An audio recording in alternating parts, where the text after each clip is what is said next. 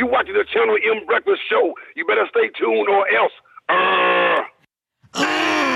How exciting is that? Awesome. We had the screen legend, an icon to a generation, Mr. T, on the phone telling us how to be proper men. Yes, we did. And if you I'm working on it as we speak. If you didn't already know, you are watching the Channel M Breakfast Show, as said by Mr. T. It's Friday the 27th of February, and we've got a birthday. We are indeed. Nikki and I are a couple of giddy kippers this morning. We've been celebrating all sorts of things. And we should say a very happy 21st birthday to Greg Edge this morning from Mum, Dad and sister Chrissy. So very happy birthday to you, Greg.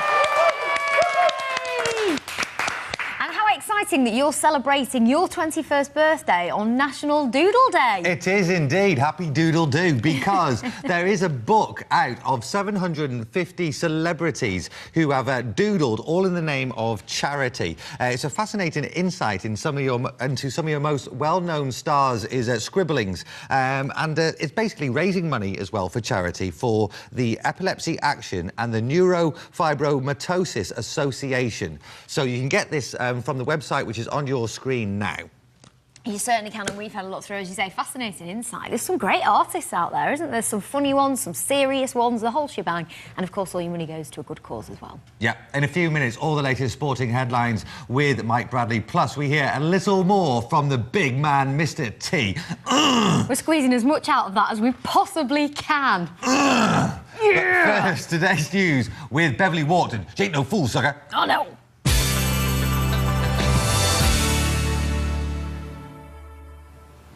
Good morning from the Urbis newsroom. Here are the top stories. A car thief has dumped a baby on a pavement in Bolton after realising he'd stolen a car with a child in the back. He turned round, though, when he realised and dumped the baby near to where he'd stolen the car from. Police say they've arrested a 30-year-old man. The police have found the body of a man in Woodland off Macclesfield Road in Alderley Edge. He's not been identified yet, but police are appealing for information. There are major traffic delays while police investigate the scene.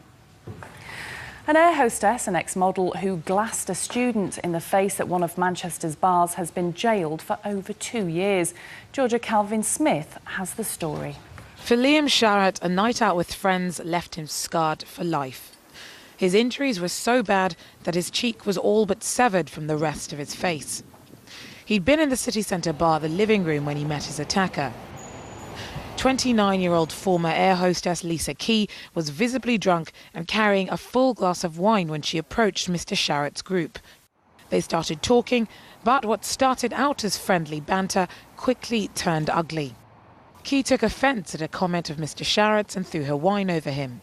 He laughed and she responded by punching him and then stabbing him twice in the face with her wine glass. It was only when someone took my scarf off me and put it on my face that I realised, oh my God, you know, she's glassed me in the face. Key was arrested and eventually pleaded guilty to a charge of unlawful wounding. Yesterday, she faced the consequences of her actions. Key was extremely distressed and wept loudly throughout sentencing.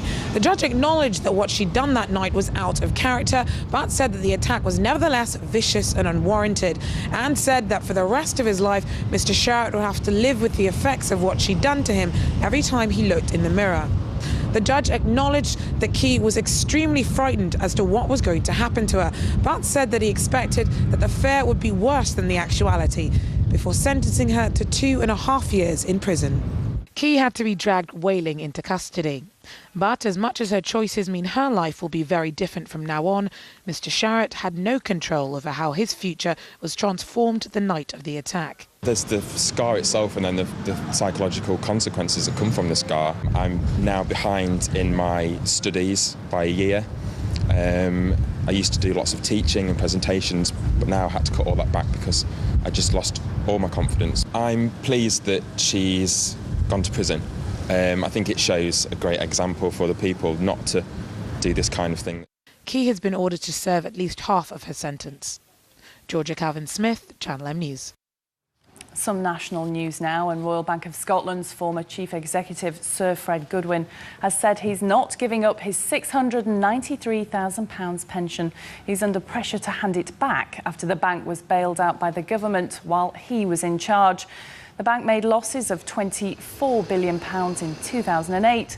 And there's more bad news from the UK's banks. Lloyds Banking Group says HBOS made a loss of £10.8 billion last year. The world of showbiz is paying tribute to EastEnders star Wendy Richards today. She died after a long battle with cancer yesterday. The 65-year-old starred as Pauline Fowler in the soap for more than 2 decades. 5 million homeowners could be in negative equity by the end of the year if house prices fall further. 3.8 million of us have mortgages that are more than our homes are actually worth. School truancy is at a record low, according to government figures out today. There are an extra 70,000 young people at school today compared to 12 years ago.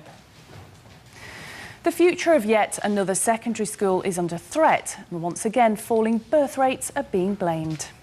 The governorship will change, and etc. It won't be the Derby as it is now. We tried to change the decision of the local authority. As you heard, it was very hard work. They would not budge. That's all from me for now. There'll be another news bulletin at 12 o'clock, and then our Andy Crane will be here from 5. Now let's have a look at the sport headlines with Mike and Byron.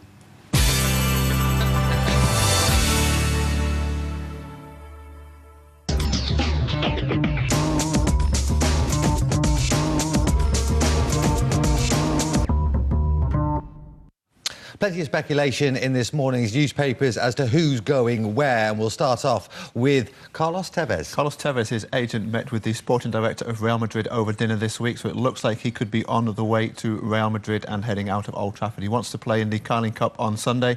I think he will start there. Obviously, the phrase put himself in the shop window, but I think he could be the first, maybe, of 2 or 3 high-profile departures from Old Trafford. Someone who's new to the job is Gus Hiddink, and he's brought in a list of fines for his superstars down at Chelsea. You now get fined for not wearing a club suit.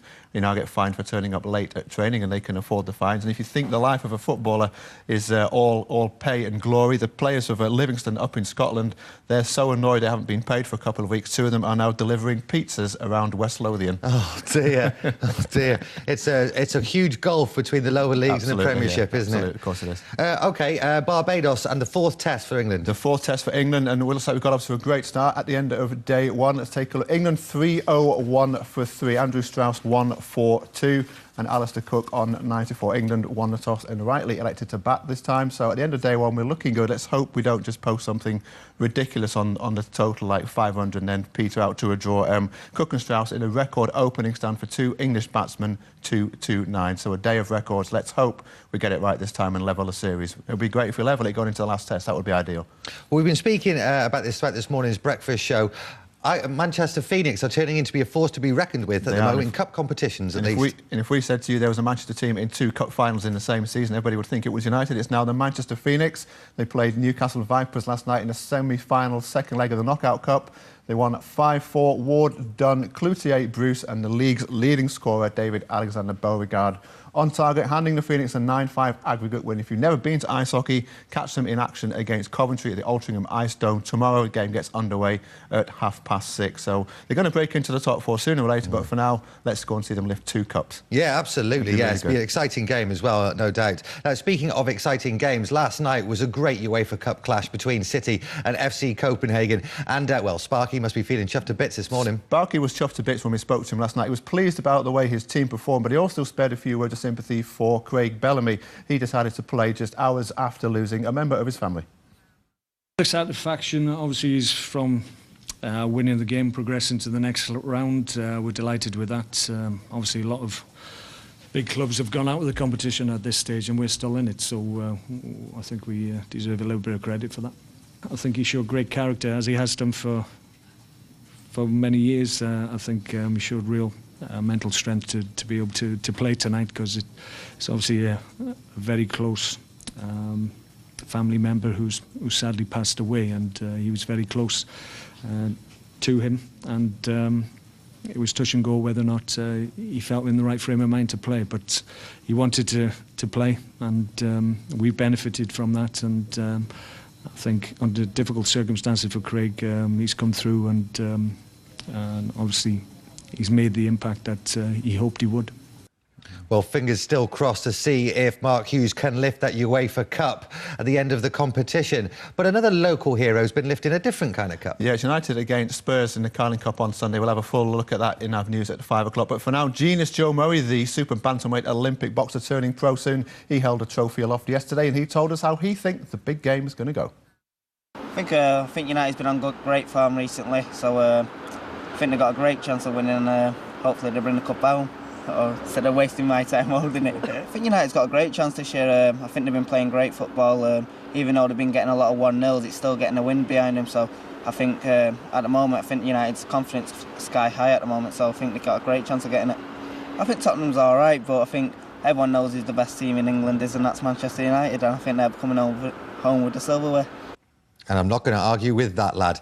Plenty of more sporting jibber jabber with Mike Bradley on Monday's breakfast show. We're going for a short break now, but that was a bit of a clue as to what's happening next. Mr. T interrupted his Get Some Nuts UK tour to phone us this morning, and here is what the great man had to say. Fool! You've been an incredible physical specimen, if you don't mind me saying so, if that's not too personal comment, over the years. How do you still stay fit? How do you stay so perky? Well, one of these are like, since my tour started here, I really haven't had a chance to work out, but because I get so animated, I get so excited, I get pumped up for every interview. Like I'm pumped up for you guys, I'm in the car, so I'm moving my arms, I'm doing things, I'm not, I'm pumped out, I'm excited. So that way calories don't have time to sit on my body, So then when I get back home to the States, I'll get back to my regular routine. But because I'm active, that's the key. Being active, moving some parts of your body, just don't become a couch potato. Absolutely. Sounds like a good philosophy for me. And finally, we've seen a lot of remakes of popular TV shows. How would you feel if they remade The A-Team, and would you want a role in it?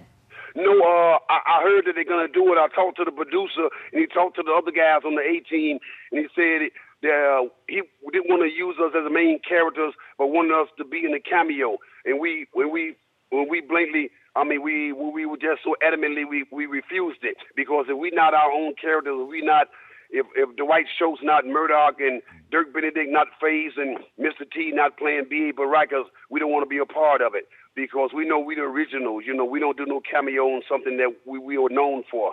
Absolutely. Mr. T don't do no cameos, fool. That's right. I don't take no jibber jabber.